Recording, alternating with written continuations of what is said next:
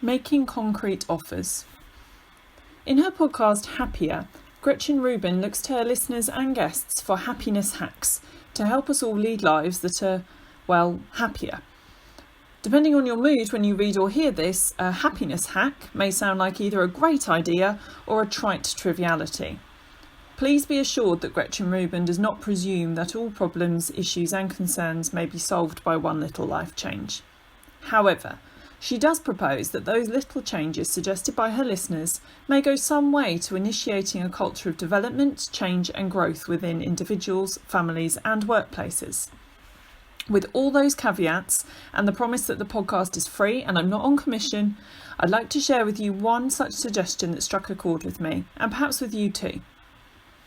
The notion of making concrete offers of help is this. So many people want to support those around them in a time of difficulty, challenge, or even tragedy.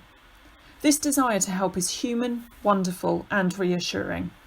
However, many of us find ourselves at a loss as to how to help, especially in a situation that seems impossible to improve.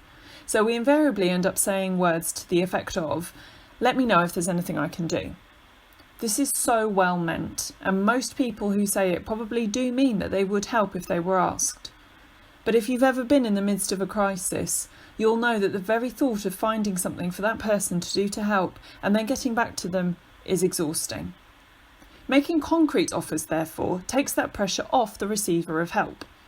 An example in our wider lives could be cooking a meal for a friend with a new baby and leaving it wrapped in the porch, or telling another parent you can collect their child from school the next day so that they can visit a sick relative.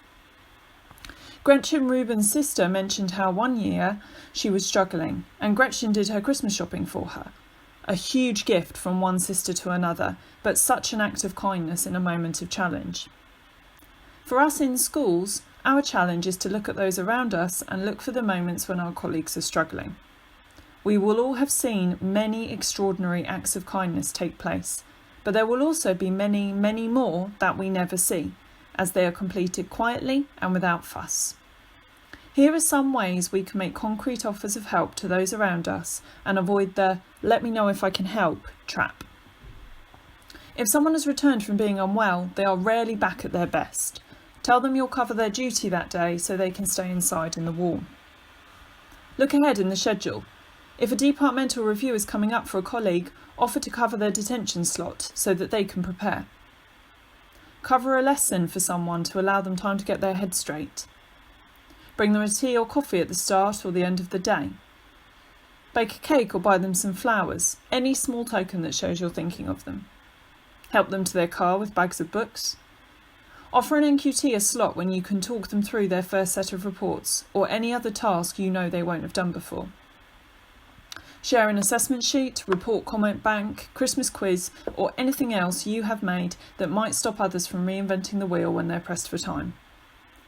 Gift your accounting team a box of treats during the week that ends the tax year. Get together a group of teachers who share a light timetable day and cover the phones for the reception staff one day at the start of term. They will be inundated with calls and will probably end up working without a lunch break. The list is endless with possibilities of small ways we can help each other out with concrete offers of help. Aside from the huge potential ways you can help those around you, concrete offers also mean that you are able to help in a time, manner and setting that makes you feel comfortable. I've seen concrete offers made by head teachers all the way to trainee teachers and everyone in between, along with admin support and site staff. Anyone can find themselves needing help and anyone can offer. One final thought. Pupils pick up on staff that support each other practically and will begin to emulate your kindnesses. Remember, you can read all of our blogs at www.fulcrumlearning.co.uk/blog, listen on Facebook and YouTube, and follow us on Twitter, Instagram and Facebook.